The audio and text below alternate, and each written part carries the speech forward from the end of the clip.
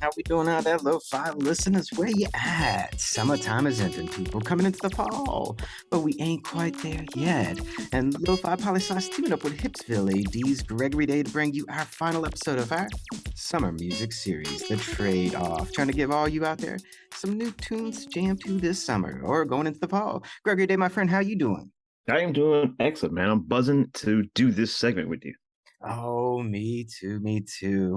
We could talk about the whole segment, in this series the entire summer at the end of it. But let's go ahead and watch you tell the people at home how this all goes. Yeah, this is the trade-off. This is a segment we've been doing all summer where we pick a musical genre, and for that genre, each of us picks a song that represents the genre to us, and then we trade it and see where our point of views lie on the genre, whether they're similar or different, and then we kind of compare and contrast them. Exactly, exactly. And we started off doing Irish punk, then reggae, hip hop, then Indian music, and then trip hop, then metal. And what are we doing today? And today we are doing punk, straight punk. And what exactly is punk out there? Oh, that's a good question. It can mean many different things to many people, many different people. But yeah, I mean, to me, it's the ultimate rebellion of rock and roll music and anti-establishment and anti-conformity in a music structure that's loud, fast, and sometimes fun, sometimes politically motivated. But the ultimate thing is that it's kind of an offensive, uh, anti-conformity music. Yeah, I dig it. I dig it. And I think we'll dive more into that as we talk about our different songs. So why don't we jump into it? Normally, you go first on my pick, and then we swap. So why Yeah, don't yeah. you go ahead and talk about my pick for you? Absolutely, yeah. You picked "Lockdown" by Less Than Jake. This is a song from 1996. It is a ska punk classic. If you don't know what ska punk is, it's your traditional fast punk music, integrated with a horn section that is not too dissimilar from like the 80s ska movement of like the Specials and Madhouse and kind of things like that. Has less to do with like traditional ska out of Jamaica. So this is a great example of me of like 90s punk music. It's even though Less Than Jake is from Florida, it's got that great Southern California influence on it. It's got a great pop um, structure to it, and it's got a lot of fat horns, which really brings me back to it's a real nostalgic feeling for me. Listening to this, it makes me think of being a teenager, kind of bumming around town and just hanging out with your friends and getting a Slurpee or whatever, and just it's a great summer feel to listen to this kind of music again. And I'm very excited you chose this song to go out of the segment on. Yeah, I'll say, and I was ready to get more criticism from you because like you said, like I could feel like you said it's ska punk, but I would say this is Hmm. like punk ska. Like Hmm. so Hmm. Less Than Jake is definitely a ska band, but this album, Losing Streak, was their second album. Like you said, it came out in 96. And this at this point in time, Less Than Jake is very much a punk band with some horns in it that Hmm. occasionally do some ska in the music. And so like my train of thought while I was searching for what I wanted to do for this episode, I had so much trouble, and I was the one who picked this genre to go into. So it was like, how did I end up with punk ska? So I was like, I went through No Effects and Rancid and Lagwagon, Face to Face and Dance Hall Crashers, and I just kept jumping around from different songs to songs, and then I couldn't decide what I wanted to do. And Dancehall Crashers is a punk ska band that I really like, but they're a little bit more ska like. But one of their songs like really hit me, and then it led me to Real Big Fish. And for those of you who don't know who Real Big Fish is, I know you do, Gregory Day, but Oh they're yes. like they're like the quintessential 90s ska band. They're just like straight ska, like you said, roots in Jamaican ska music, but just, different. And so I was listening to Real Big Fish and I was like, this is way too ska. You would never buy this as a punk song. And so I was like, and then I got confused with a different song by Less Than Jake. And I was like, oh, let me go check out Less Than Jake. I haven't listened to them in a while. And Losing Streak was my favorite album by them, without a doubt. And I started at the first track, and however long later, I listened to the entire track, 16, or the entire album, 16 tracks, just one after another. And I couldn't believe I had forgotten how much I love this whole album. And this is probably my favorite album of of any musical genre that's out there, that I can literally listen to track one to track 16 and just boom, like love it all. I know almost all the words, and this song right here, Lockdown, this is the final song on the album. And it is like, to me, one of the best examples of how you should close out an album. I mean, it rocks. It's so awesome. But Les and Jake and their kind of punk, like a lot of 90s punk especially, but even when we get to years, a lot of punk music is short, like clocks in at around 2 minutes and 30 seconds a song. Hmm. But at first, when I was looking at different punk songs, like punk is so complex and so political, and you easily go down a rabbit hole of politics. Oh But yes.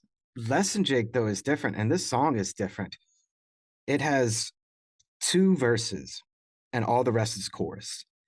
And I mean, it's just amazing how they talk about so much by saying so little. So, like, some of their verse is, it's talking about the urban sprawl, about urban blight, about gentrification, about people getting left behind while progress is going on, and how they're just feeling, locked out, fenced up, and, nothing to do. Like they have no choice with what's going on in their life, and life is just passing them by. But they choose to use so few words in this song that you have to focus on it, on what they're saying.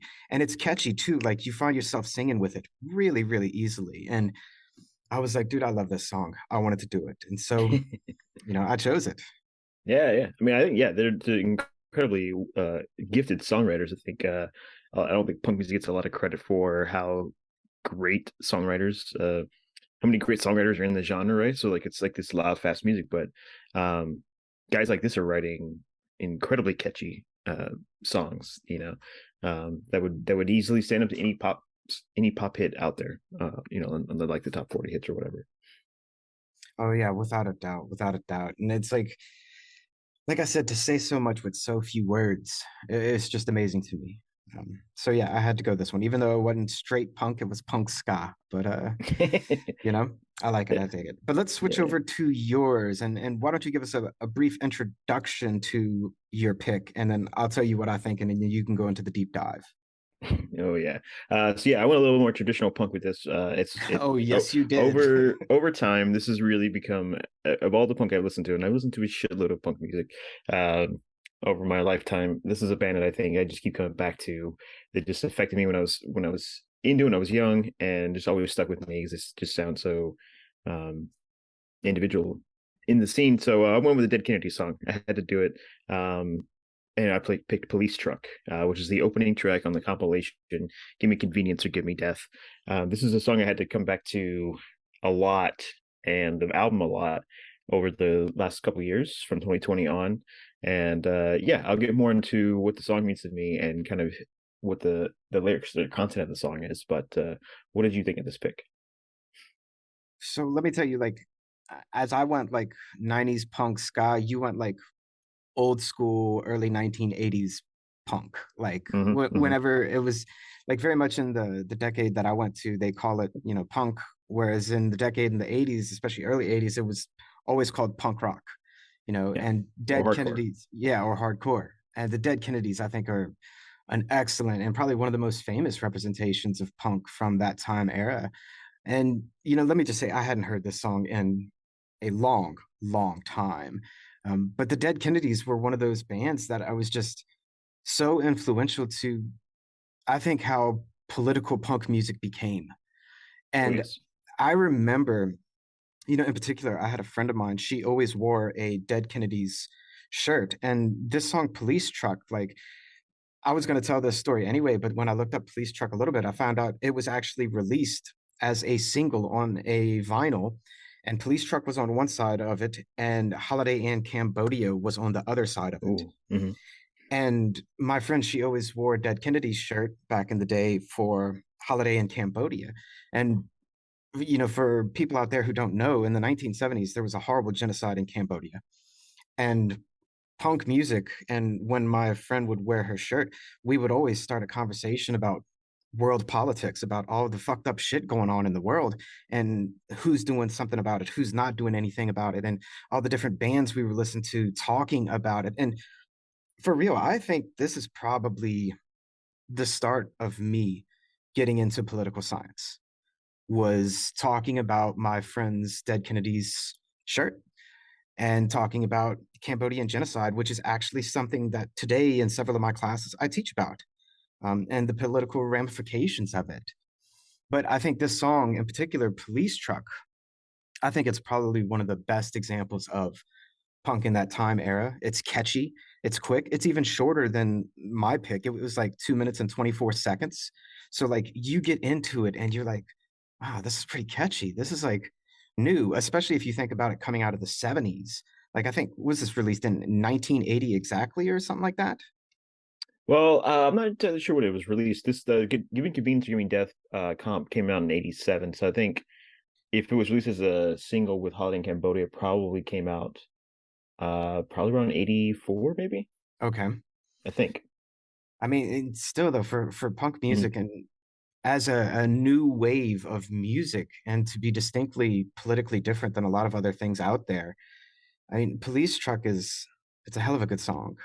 But without me getting into it, why don't you tell us about the lyrics and what it means to you, so listeners know more about it? Absolutely. Yeah, I mean, I think the Dead Kennedys took the torch. The Clash started with that uh, political punk music, but just took it to a whole nother level, like of calling out institutional problems, calling out specific politicians, and just really going for the throat of a lot of the social political problems in this country, and then of course, like in Cambodia and around the world. But yeah, this is a song that I think just kind of comes up. Pops in my mind quite a bit, especially how we're still struggling in this country with police brutality. And this is a song released almost 40 years ago or more, dealing with this problem. I mean, this is a song that's pointing out, while it is also satirizing the police, it's pointing out like there's no oversight of the police. They're out there doing whatever they want. They're out there beating up people. They're out there drinking on the job. Um, and that if you criticize them, they are going to come after you. And so the song is still relevant now, or as relevant now as it was when it first came out. Um, and yeah, there's something about this song and all of the Dead Kennedys music that just got this great feeling to it. It's just like there's this Jello Biafra. You can't the vocalist. You can't confuse him with anybody else ever in the history of music. The way his voice sounds, he's got this warbly, high pitched, squealing voice, and you got this incredible demented surf rock style guitar, and it's just fast and aggressive. And yeah, I mean, and then of course, like this song is the opener on the record, "Give Me Convenience or Give Me Death," which is a compilation of singles from the band, which was released after they broke up.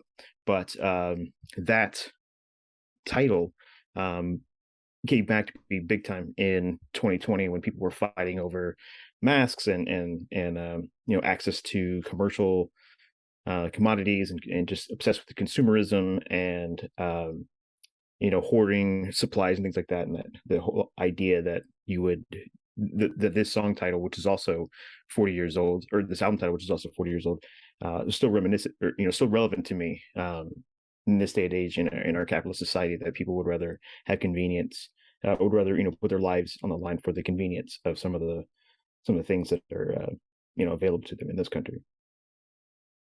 Without a doubt. And that's a hard message in the 1980s too, because the US was coming out of, or was still in very much in the middle of economic recession. It was the Reagan era Mm-hmm. of the president. I mean, the world had been changing.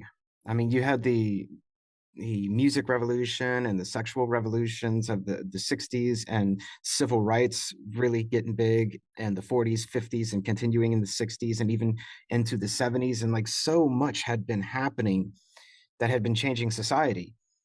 And then we get to the 1980s, and punk, I feel, is kind of a reflection on has that much changed? Like so much, we feel like so much took place after World War II took place, and that we did change a whole lot. But I feel like punk is forcing us to question that how much have we grown? And Mm-hmm. like you said, 40 years later, after Police Truck came out, like we're still dealing with the same issues. It's a great choice, man. It really is a great choice. Yeah, thank you. Well, let's see, what do we want to talk about now? Well, I do want to briefly talk about so why I picked punk. And I think you like if you want to jump into it as well at any point, please do. So like for me personally, especially like since this is the last episode on our series, why did I pick this one as the last one for me? Is because for me, punk, probably more than any other musical genre out there, not necessarily influenced my life. Well, I mean, it did. It influenced my life in a lot of ways, but it was also like the background music to so many monumental shifts and changes in my life. I mean, we're talking like for a long ass time, when something serious happened, punk was always on in the background. And I kind of feel like, in many ways, punk is kind of a story of my life. And so I kind of thought it would be fitting to, talk about it a little bit. What about you? What do you think about punk music in general? Oh man, yeah. I mean, punk music just absolutely changed my life. I think it helped me change the way I perceive the world, and maybe and obviously definitely changed the way I feel about political issues. I think growing up in small town Louisiana, like being exposed to that helped me form my own opinions and like break away from certain things that are instilled upon you or that are still instilled upon me like growing up, and helping me find my way in the world. And of course, like you said, this was always in the background. I've got many friendships based on our shared love of punk. I met my wife based on our shared love of punk. So yeah, it's a huge it changed my life, and so it's something I always go back to and just absolutely have a great affinity for. Yeah, I echo all of that for sure. Like, no, it's hard to put into words, isn't it? Hmm. Like Hmm. whenever you think about it, and I'm sure for all of you out there listening, like you have probably like a genre or a band or maybe even a song that just follows you around your life, and you're like, this is kind of my theme song. This is my theme music. This is the one that's always been there. And to that end, I want to ask you, Gregory Day, like, y- well, just answer me yes, no with this first question, all right? Have you ever met someone who's like, well, I'm not really a music person? Have you ever met that kind of person? Yes, it's baffling to me. Yes, yes, I've met these kinds of individuals as well. So, with that in mind, I want to ask you, what does music mean to you? Oh man, it means so much. I mean, I think to me, it's like the greatest art form we as humans have created because it's so abstract. You can't see it, but you could hear it, and so like it has this uncanny ability to affect your emotions and the way you think. And it's a mix of poetry and like science. If you get into like how its instruments work, right? And so there's the way we've come up with this type of art just endlessly fascinates me. But it's like one of the main kind of arts that I consume. I mean, I'm constantly like it's a huge hobby of mine to just research and find new bands and new types of music, and I'm always open to any new type of music, no matter where it's from in the world. As we've discussed on this series, kind of listening to all kinds of different cultural music, um, and so yeah, it's just really important to me, and yeah, it's something I kind of like shape my life around is how involved in it I am with going to shows and seeing bands, supporting musicians, and so yeah, it's very important to me. How about you? I don't know. I don't know. Like, I think music is so important that it's really hard to put into words. Hmm. I like how you said, it's something that you can't see, but yet it's this art form, that just impacts you so much. And I feel like in many ways it's something that I can't see and I also can't explain. And I think a lot of that is because it's just part of life. Like I said, how punk was, the backdrop or the theme music to probably the vast majority of my life, really. So like to think what does music mean to me, it's kind of just like life. Hmm. It like life and music are the same because I'm not the kind of person who lives without music, like Yeah. I don't comprehend that. Hmm. So it's hard to say what music means to me other than it's life. Yeah. I live, I eat, I breathe, and I listen to music. That's what I do. But you lo-fi listeners out there, why don't you write in and tell us, what does music mean to you? I think in many ways, music means the same to a lot of us, but also I think it individually means something profoundly different to each and every single one of us. Even though, like, I might agree with everything you just said, I still kind of feel like it means something different to me. Um, but All I right. love it. I love it. Well, Gregory Day, my friend, this has been a blast. Really the highlight of my summer to just be talking music with you for the past 3 months. I dig it so much. Hell yeah, man. I had a great time. Yes, indeed. But we are coming to the end, but who knows what the future holds. But until we meet again, my friend, always turn it up and play it loud. Hell yeah.